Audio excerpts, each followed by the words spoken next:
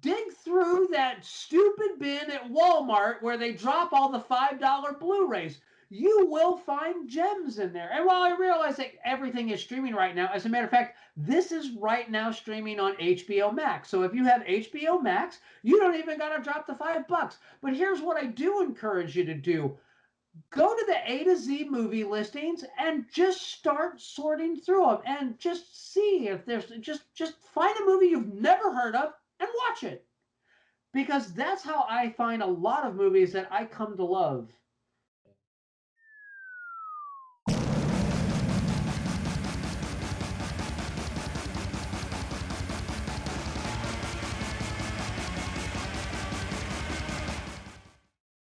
He's Tony. I'm Mike. We're here to watch the world burn. Episode 21, Running Scared, released February 24th, 2006. This movie was written and directed by Wayne Kramer, who also wrote and directed The Cooler, which I watched not too long ago, actually. I think it was actually earlier this week. Not a bad movie. No, Alec Baldwin, The William H. Cooler. Macy, Maria Bello. Yeah. Where William H. Macy is the cooler, and for people that don't know what cooler is, because I didn't know what it was, so I watched this movie. Was when a particular casino table is running hot, you send a cooler to come by and to basically stop the action. Screw up everybody's game. So he did that. He did another movie called The Pawn Shop Chronicles, which I had never heard of, but has Paul Walker in it, Matt Dillon, Elijah Wood, and Brendan Fraser. I'm like, how I never heard of this movie? Yeah. So it either sucks really bad, or I don't know. But I'm gonna check it out. The Cooler was a critical darling. It was an art house film. It got a lot of really positive press. It's kind of one of those movies that proved William H. Macy and his acting chops and those particular kinds of characters. And I think he did that before Magnolia, or it was like right around the time he did Magnolia as well. And then I've never heard of the other movie you were talking about, but yeah, this was a blind buy. It was a yeah, screw it, you know what, give it a shot, see how it was. And I remember watching it the first time and going, why has no one heard of this movie? This is a great film. I realized it's not. I think it was a Witty City find for me. I was going to say, but I had the same reaction as you. Was like, holy shit, this is a really good film. Why doesn't this get more praise or recognition or whatever? Yeah. And it didn't do very well. It did very poor. It had a $15 million budget and only brought in like $9.5 million worldwide. Wow. Yeah. I think part of the problem with this movie is legitimately the title. Because there's it's not a good title. Gregory Hines Running Scared, and that was a phenomenon. Everybody has seen that movie, it's just one of those, like, I don't know why he stuck with this particular name for this film. I mean, I get it, but it's not like integral. But that's the other thing. I don't get it because it doesn't even go with the movie at all. Nobody's running away from anything. Yeah. As a matter of fact, they're rushing trying to find something. So yeah, it doesn't. No, the title's awful. It's not a good title. Yeah. I don't know what to call it, but this is not it. I don't know what they could have named it, but they should have named it something different if for no other reason than to separate it from the movie that came before. Because if I saw Paul Walker and Running Scared, especially like after Fast and the Furious and all that, I would have thought, what is he trying to do, like an action comedy film now? And I'm sure that was the initial response that people had to the name, the title. Maybe. I don't know. So but the movie poster and the cover work isn't all that great either. Yeah, no, it's really lackluster. It's we use some promo shots and put a title on it, and we're good to go. But yeah, I don't know why it wasn't pushed heavier. I mean, it only opened like in 1,500 theaters. I mean, that's not a big opening. That's very art house. Yeah. Yeah. So. There's I don't know what did it, do you have any idea what it opened up against, or opened up, like what was being pushed out right around the time? Oh no, we'd have to look. Something New, When a Stranger Calls, Curious George, Final Destination 3, Firewall, the shitty Pink Panther with Steve Martin, Yeah. date movie, Medea's Family Reunion, and then this came out the end of the month. It was not a strong year in 2006. This should have been a standout and should have been a runaway hit. Yeah, you're I mean, not wrong. I don't disagree with you at all. So we can't chalk it up to it opened up against like Titanic. no, So it opened up against a lot of shit. yeah. So So let's roll to the cast. We have Paul Walker as Joey Gazelle, who's our main star here. Of course, Paul Walker, Fast and Furious. But before that, you had like Pleasantville, Varsity Blues, She's All That, The Skulls. And Joyride was a fantastic thriller. oh wow, Or thriller. Forgot about that one, didn't you? yeah, I I did did. too. And then Interesting little tidbit, and I don't know if this is true because this is per wiki. Allegedly, he had turned on the role of Superman for Superman Returns. you know what? I completely get it because he has the look. He really does have the look. He's kind of like was it Jamie Dormer? He's got that like chiseled, all American sort of Yep. thing going on. So yeah, I Yeah, don't if know he why dyed he his would. hair black, put about 20 pounds of muscle on him. I can see it. You know what? He's a jack dude anyway. I don't know that you need to put 20 on him. Maybe just get him to hit the gym like right But before the camera rolls. well, he's slim and need to bulk up. You're not wrong. I was gonna say Brandon Routh was not. Well, shit. Even Christopher Reeve wasn't like super heavily muscled when they did the original Superman movie. More than what you thought. You just can't really tell on the suit because it doesn't really hug tight enough to really accentuate, stuff like they do now. You don't do Yeah. costumes back then. Well, they don't mold it to actually, represent muscles Exactly. that aren't really there when he takes his shirt off. Yeah. But Because Christopher Reeve actually worked out with Darth Vader. yeah, I knew that. Yeah, he Yeah. worked out with David Prowse, and Yeah. he put on something like 25 pounds of muscle, and he got jacked, but he was still a tall, slim dude. Yeah. But he was. Don't get me wrong, Christopher Reeve was ripped when he did that, but like Henry Cavill's fucking jacked. I mean, Henry For Cavill. all you know, Christopher Reeve could have been every bit as ripped. We would never have known. You wouldn't have known. Because really, look about it. I mean, even Henry Cavill is a very tall, slim man. He's not, Yeah. I mean, he's ripped, but he's like athletic, like an athlete, not as a bodybuilder. Yeah, exactly. So he's got a realistically attainable physique, but he's super at the peak of that realistically attainable physique. So yeah. So, anyways, the reason they gave was he was afraid of the Superman curse. The tragic things that happen to people that have played that character. So George Reeves, yeah, Christopher Reeves. Yeah, it has not ended well. He's almost like the Von Erichs.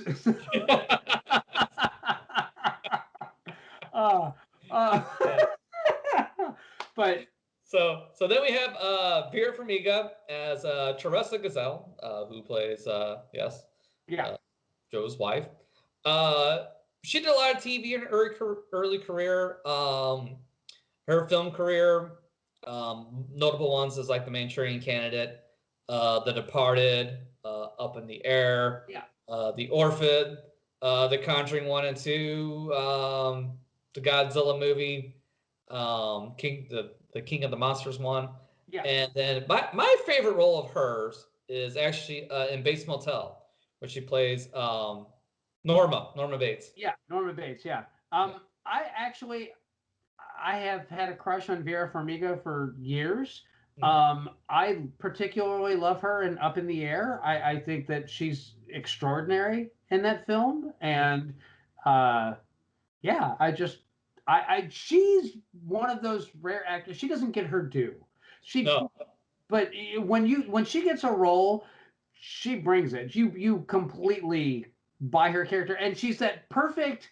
She's older, but she's still really attractive. She fits a certain niche, and in the right role, she's phenomenal. Yeah. And Up in the Air just happens to be that perfectly right niche. You can understand why any man would be attracted to Vera Farmiga. And then even The Conjuring, that should be like a straight B horror movie, but she elevates that material to make it what The Conjuring 1 and 2 is. I mean, Yeah. those movies are better than any right to be. Yeah, no, you're absolutely right. You're absolutely. Cameron Bright as Oleg, who is the young boy that everybody's chasing after, the young Russian boy. Who I thought was Jake Lloyd, but I was wrong, and I'm admitting it. But there's more than a passing resemblance. That's all I'm going to say about that. Butterfly Effect, X-Men, Last Stand. Last Stand. Yeah. And the Twilight Saga, which I didn't know because I don't watch Twilight. So there you are. There are certain movies that I'm just not going to bother with. And while I'm opening to watch most anything, Twilight's never going to be on that list. So, same here. I'm going to butcher his name. Chaz Palminteri. One more time. Chaz Palminteri. What he said as Detective Rydell. And you'll know Chaz Palminteri from The Usual Suspects. You'll know him from Jade. He has been in a bunch of movies, and he's 9 times out of 10, he's one of the best parts of any given movie that he's in. So in this, he is, again, one of the best parts of what's in it. He's a scumbag, but he's a really solidly performed scumbag. That's kind of what he plays. He either plays the scumbag or the hard-nosed cop, or in this case, both. Yeah. Because he plays a corrupt cop in this film. The man knows his niche, and he plays it to the bone, man. You also know him from Bronx Tale 2, and did you say Mulholland Falls? I did not. Mulholland, but I'm ashamed for not having mentioned it. So. Okay. Last, who I have in the main players here is Karel Rondon as Anzor Yagorsky, who is Oleg's father. I'm going to say this. This is one of those rare instances where there's so much going on with his character that's delivered in so small an amount of screen time.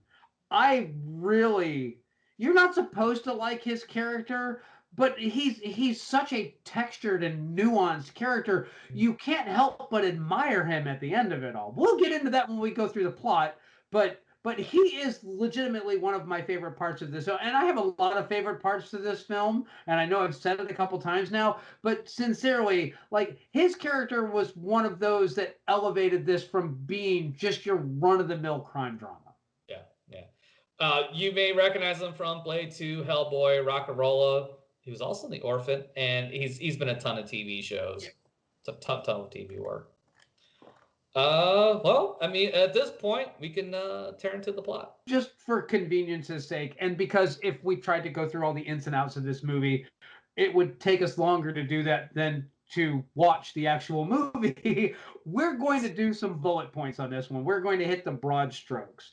But essentially, we open up the film, and there is what appears to be a drug purchase that's going on between some Italian mobsters and a Jamaican gang, and that drug deal is robbed, and it ends in a very bloody, very gory shootout, and all the Jamaicans wind up dead, and all of the robbers wind up dead, and we then discover that it's not just any group of robbers, it's a bunch of dirty cops that are doing the robbing.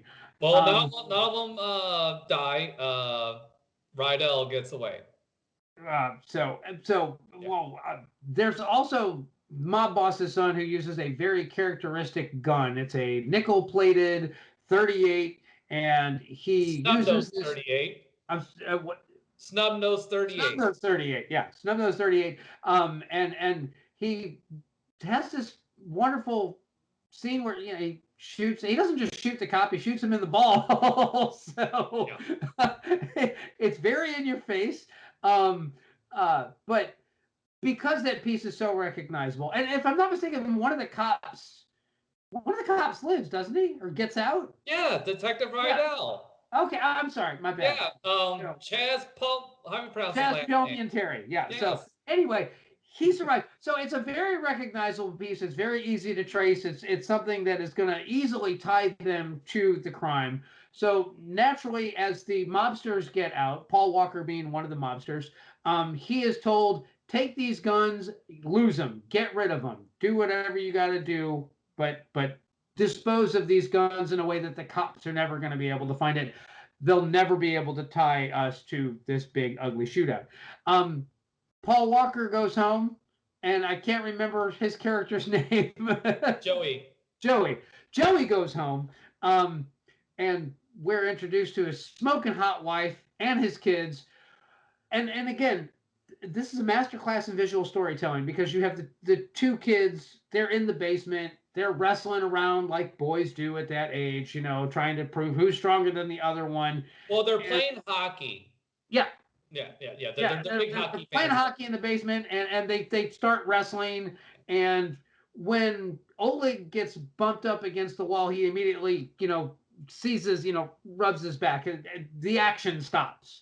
And when he kind of reaches back to rub his back, you realize he has these horrible big bruises.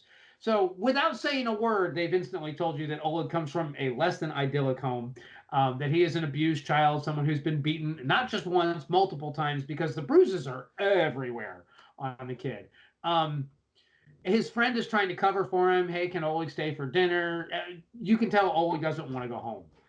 So Oleg doesn't want to go home, and his friend doesn't want to have to be the guy that sends him there. Mm.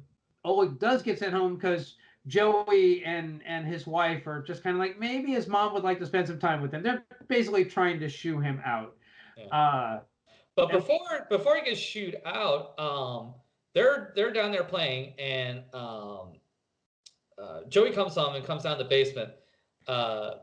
They hide because apparently they're probably not supposed to be doing shit down there. yeah, And they see Paul Walker's hiding place for his guns as he opens it up. There's a shit ton of guns in there and other drug paraphernalia and things like that. yeah, So they see where he keeps his shit.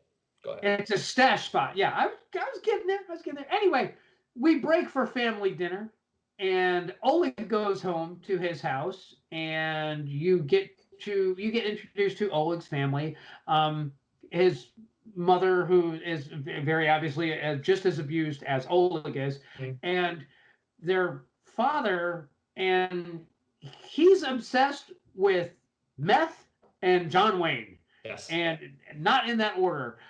He is sitting there and he's watching his movie and he's tweaked out. And this is one of those character building moments where he tells this story about how, as a reward for doing a job for a mob boss, he got the 16 millimeter film and it was John Wayne, The Cowboys. And it was only 10 minutes long. So he had no idea how long a movie was supposed to be because he was growing up in a really remote, poor area of Russia and he'd never actually seen a feature length film before. And that version of it just really shows John Wayne as the hero of the film. And when he came to America, he saw the full length of the film, and John Wayne dies at the end of that film, and it never sat right with him. He goes on to say that some things were better in the old country before he came to America. He tweaks out on, is he smoking meth or crack? Meth. Is it meth? Okay, I assumed Yeah, it was yeah. meth. Because they mentioned that he's cooking in the backyard. Okay, okay, thank you for clarifying that one for me. But he's got the glass pipe and he's firing it up, and I'm not that familiar with hardcore drugs, so I couldn't tell by what color the smoke was. I don't know if you can or not. I never smoked crack or meth, so Yeah. So anyway, uh, his wife brings him dinner. He smacks her around. Oleg basically tells him John Wayne sucks and he hates him, and this throws him into a violent fit of rage, and you basically say that their life sucks. That's all there is to it. There's no other way to put it. But it's very very realistically handled. It's not over the top. It's not him screaming and cussing. He's violent, and there's a no, he backstory. screams and cusses. It's a little dramatic, but nothing enough to pull you out of the movie. Yeah, no, that's kind of what I was getting at. It's not overly. It's not done in a melodramatic fashion. It's done in a very realistic fashion, and like I said, it's not a happy home. You get it, but Yeah. you also understand how this family could be living next door to Joey and his family. Yeah. It's that no one sees, no one hears kind of abuse. She walks out with a shiner and says she walked into a doorknob. That and kind of thing. it's a very working class neighborhood too. Yeah, exactly. Anyway, we flash back over to Joey's house where they're having family dinner, and Joey's dad has some eating difficulties, and this kind of sends Joey into a bit of a rage. There's some talk about school and ADHD, and then a bullet comes flying through the window, and he immediately realizes, hey, that was a gunshot, and he goes next door and Oleg's father has been shot by Oleg. Oleg has gone on the run. Where did he get the gun? And that's when Joey realizes, I should go check my basement because they were down there. And he realizes not just that the gun was from there, but it was the nickel-plated snub-nose 38 that had been used to shoot the cop. This is what sets everything into motion. And because that gun is so important, because of it's tied to the crime boss's son, what ensues is a series of events of what's involved in getting a gun back that basically takes a tour of the underworld. So you get a very good tour of the underworld. Let's see here, just to kind of highlight Oleg's stuff. He takes off and runs to a abandoned rec center that him and what's his name sometimes will hang out at. Yeah. While he's there, he runs into a homeless man who takes the gun from Oleg, and then takes him and Oleg to rob his drug dealer so he can get some drugs. Joey, trying to find him, inadvertently helps save Oleg. So Oleg takes off from there and then runs into a prostitute who's getting roughed up by her pimp. Yeah, he's getting slapped around by her pimp. Yeah. They kind of help each other out there, and so they're teamed up for a little bit, and then so she gets picked up by the cops. So then, therefore, he gets picked up by the cops, and therefore is returned to Anzor, who is trying to find out, where the gun is and this stuff. Yeah. So and Oleg is questioned by the cop that was involved in the robbery. He knows what's up. He's trying to locate the gun as well. So you basically have Joey who didn't get rid of the gun, and you have the mobsters that know that he didn't get rid of the gun, but they can't prove it. So and he is a trusted family member. So they are keeping an eye on everything that he's doing. But yeah, everybody's trying to find this fucking gun. But so Oleg is arrested, and they try to, Detective Rydell tries to get Anzor to get Oleg to tell him how he got the gun. But Oleg isn't saying shit. All he's saying is that he found the gun at a school locker. Yeah. So while Anzor has Oleg at the diner, he's trying to convince him to, tell him how I got the gun. Oleg was like, fuck you, I'm not telling you shit. Runs out of the diner and gets somehow taken captive by a couple who you find out later are pedophiles. Yeah. And he has to call Teresa to come save him. What happens is when he runs out of the diner, he climbs into the back of an open van. Yes. And that couple comes to that open van and finds him in there, and they're like, "Oh, he's in the middle of having an asthma attack," so they're like trying to get him to calm down a bit, and they ask him if he wants an ice cream, and they seem like a perfectly lovely, caring couple. And it's slowly revealed that their kindness is a lot more sinister than all that. Yes, it's seriously dark shit in this film. It is. He manages to get a phone, call Teresa. She gets him, and she ends up taking Oleg back to Joey, who then, for whatever reason, decides he's going to take them to the meeting with the Russian and the Italian mob at the ice rink. Yeah. And at the ice rink is the big showdown. Everybody gets shot up, this and that, la la la la la. Going back to Joey, so as all that bullshit's going off, Oleg, Joey inadvertently saves Oleg from the homeless man, but doesn't really realize it. But then he's at the diner with Nick trying to figure out what the hell's going on. While he's there, Oleg's also there at the diner, and him and Nick, who's Joey's son, decide they're going to hide the gun in the toilet and in the tank of a toilet in the restroom. Yeah. So Joey finds out through Nick that the gun is in the tank. So they go back to the restaurant. It's already gone. So Joey guesses that probably one of the workers took it. So he goes through the files, notices that the guy had checked out already. Anyways, long story short, not going down the minutia. He finds the address of the worker, goes to the worker's place. He's not there, but he's upstairs at some other dude's place. Goes up there. As he's going up there, there's a guy he runs to going down the steps, and they have a brief exchange. That'll be important in a second. He goes up to find Manny, who's the janitor at the diner, and he's like, "I don't have the gun. I lost it in a card match. This dude has it." So Joey tracks the guy down, goes to the garage. Before he gets there, though, the mechanic sells the gun to the pimp from earlier in the movie.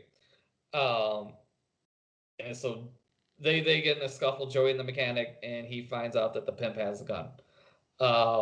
Jumping all the way back then to later in the movie where you have the whole shootout. And I'm sorry this is so confusing, guys, but there's so much shit that happens in this fucking movie. So while they're at the ice rink, so nobody knows where the fuck the gun is. They need to figure out what they're going to do, who's going to take the fall. So well, there's a other couple things that kind of play into all this. Number one, they know that they were robbed by the cops, and they know the cops are hot after their trail. But they also discovered that somebody that was in the crew was undercover. Mm-hmm. And he gets killed by the mob boss's son again. So you've got that going on, and everybody's very antsy. There's a new deal that's going on between the Russians and the Italians, and they're trying to do this big deal between these two families. And because of this robbery and because of the fact that they've been infiltrated by the cops, everybody is suspicious of everybody else, and no one is innocent until proven otherwise. So everything's on high alert. Everybody's amped up to 9. And again, it winds up in a big, glorious, black lit hockey rink shootout on the ice.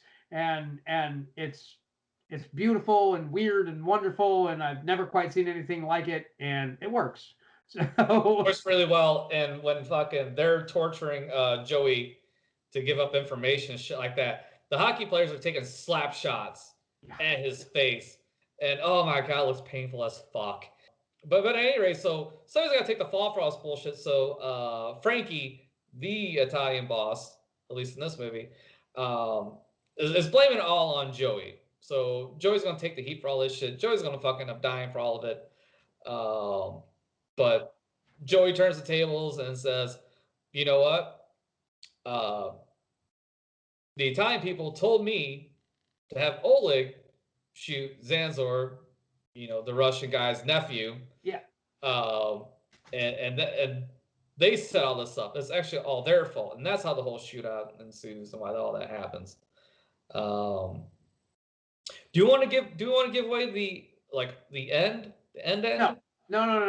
I want to sit on that one because I mean we're doing a really, really truncated version of this plot. It's everything.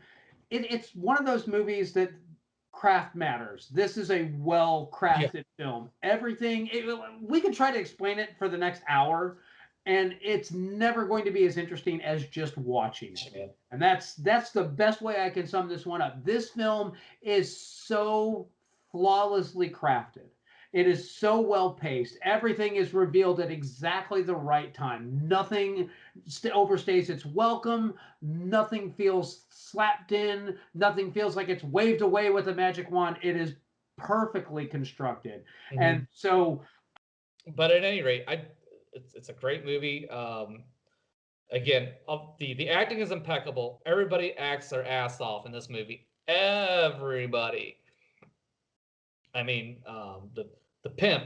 I mean, even the small little role of the mechanic, Yeah. uh, and the prostitute. The Uh, prostitute's actually like yeah, a completely sympathetic character. yeah, I mean, her yeah, pimp finds out she's going to night school to get her GED, so he's yeah. beating her ass because he's not out earning her money. You're right. And Yeah, like just that small of a character has that complex of an arc that's conveyed in what, 5 minutes, maybe?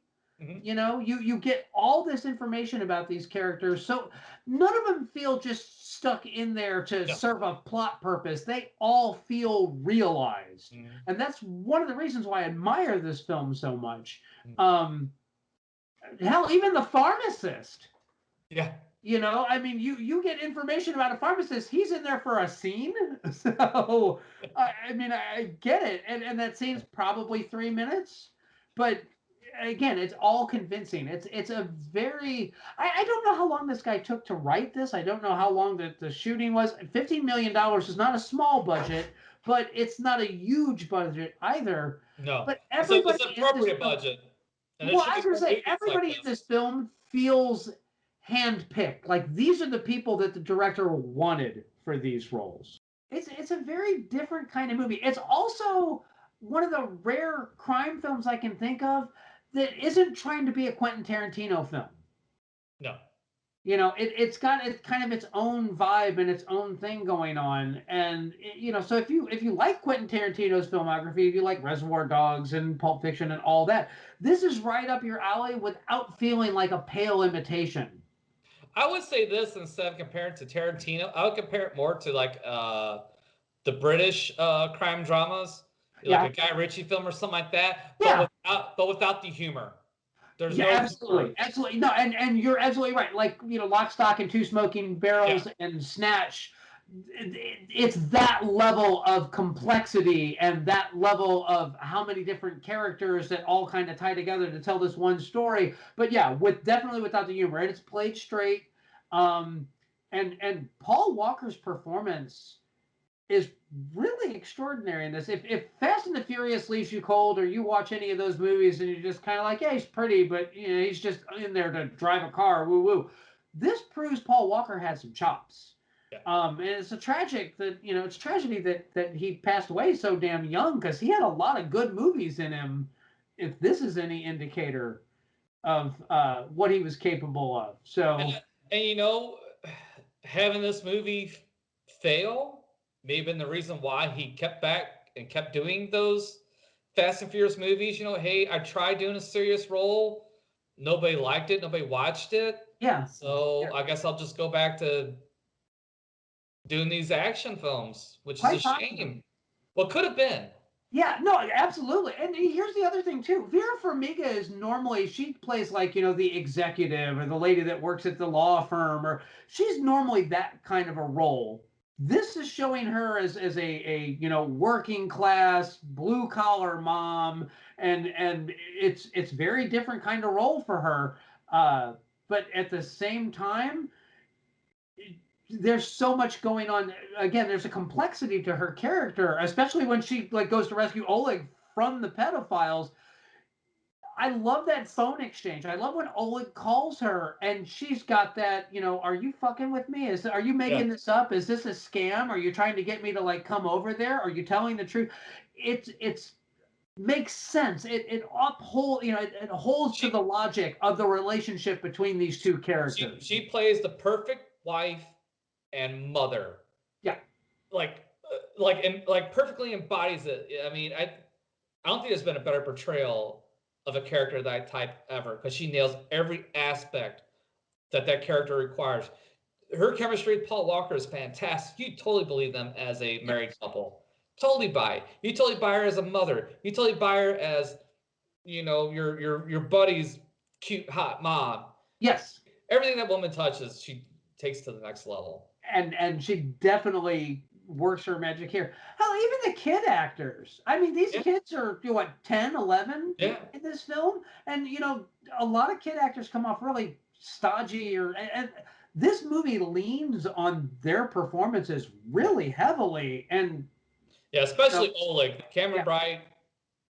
Yeah, great child actor. He's every bit as good as like Dakota Fanning, but he didn't get the accolades that she got. I mean, he brings a playing an abused child in a shit situation where he loves his mom, but he hates his dad, but it's not really his dad. And you get it. The complexity of that relationship, the complexity of what's going on, what he's dealing with. You understand why he would shoot his adopted stepfather. You get, why he would take his licks as well. Yeah. And again, it's so very working class family. This is like, you went to school with this poor kid, the one that showed up with some whelps on him that no one ever bothered to ask, hey, what the hell's going on? I I don't know what else. There's so much. There's That's such so a much, rich tapestry to this film. It's but hard to not delve too deeply yeah, into it. yeah. But So I want to talk about briefly the pedo scene. oh, For about 5-10 minutes, however long that scene was, they changed gears completely and went to a horror thriller. yeah, Because the way they portrayed those people were straight predators. It was, oh dude, it's so fucking creepy and so fucked up. Because when Oleg is in that bathroom and they show the silhouettes, yes. they're monstrous. Like the lady has claws and they're creepy looking the way they move. Oh, I, so well done. and that is one of the stylistic choice that I really appreciate. Yeah. If you blink, you miss it, but if you catch it, you're like, well, okay, that's kind of jacked up. And the longer that scene goes on, the more you get it. But what's better than that, and the payoff for that whole thing, when Vera Farmiga shows up at their apartment, it unfolds again in a very realistic way. She knows she's being bullshitted, and they're very schooled at lying, at hiding the truth of what's going on. I hope our enthusiasm for this film is enough to convince more people to watch it because it really does deserve to be watched. Absolutely. Absolutely. I mean, we could talk for 2 hours, Easily. how good this film is. Just fucking watch it. I mean, it's it's 2 hours. It's a long movie, but you don't realize it at all. Yeah, yeah.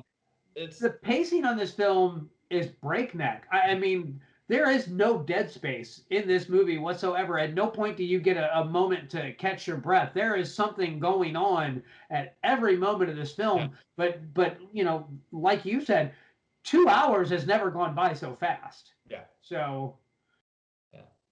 So I highly recommend it. I'm assuming you highly recommend it. I hugely adore this film. Again, and for those of you that know Grashenberg, we do have an outdoor screening, and we set up a 20-foot screen and do like the full blown, movie theater experience during the summer when we can play these movies at night. And this is one of those movies that I picked to screen because I love it. So, enough said there. But I also realized I was introducing almost everybody that showed up for it to this film. They'd never seen it before. So, and it was universally like, hey, that was really good. So, not just my opinion, it's not just Mike's opinion. Everybody that we've screened this for has really enjoyed it. The sad thing is that this guy isn't making more movies, and that's harsh. Yeah, And honestly, I can't remember this film being marketed at all. me either. So Me either. I And the sad thing is, I almost passed it up because of Paul Walker. I mean, I yeah, came this close to not watching it. And I'm sure I've probably seen it multiple times. I just saw the covers like Running Scared, Paul Walker. Why the fuck would I want to watch this? I've seen Fast and Furious. This guy can't fucking act. And goddamn, how wrong was I? yeah. Holy Well, shit, I was so wrong. I don't know. It's just again, it's tragic that he didn't get to do more complex films. Mm-hmm. He Yeah, had the that's chops. so shame. He most definitely had the chops.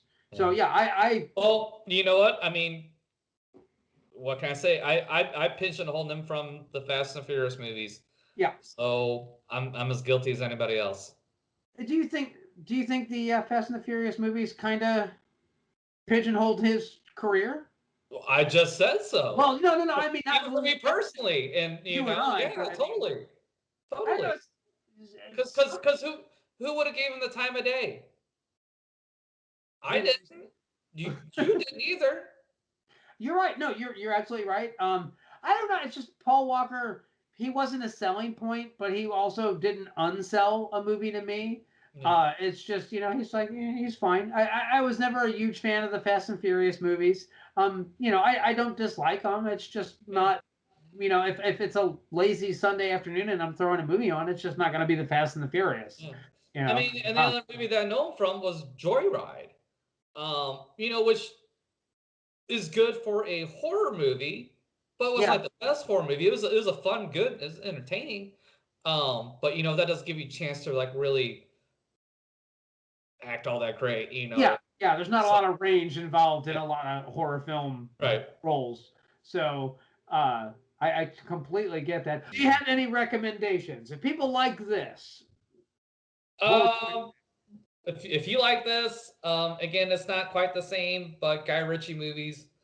But I'm really going to ask you guys again because I want to get people engaged. What's your thoughts on Paul Walker? Is he a decent actor?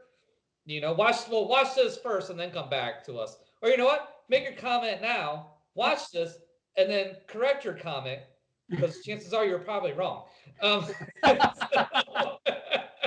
was gonna say if you have any like movies that no one you know of has heard of but you love, drop them in the comments below. I am all about finding hidden gems. I am all about like talking about movies that no one else has ever seen.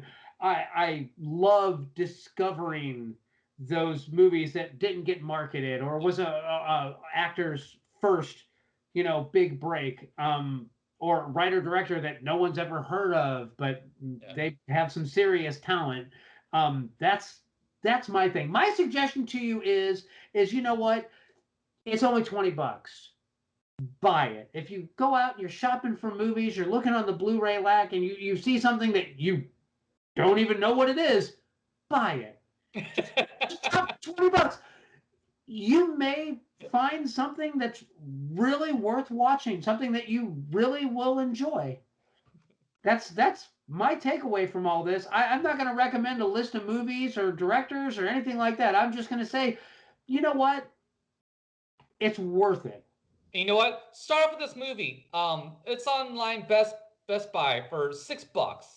Exactly. Target for $10. Buy the damn movie. Watch it. Enjoy it. Tony, what are we watching next? Next, we are checking out a Spike Lee joint. We are going to be watching Clive Owens in Inside Man alongside with Denzel Washington. And if you haven't seen it already, shame on you, but definitely we're going to do a deep dive on that one and talk a little bit about Spike Lee and his impact on cinema. Well, shame on me because I don't think I've seen this movie. So, and if you were closer, I'd slap your hand. That's all I got. Right on. Well, that's it, right? So we will catch you next time. Yes. Peace.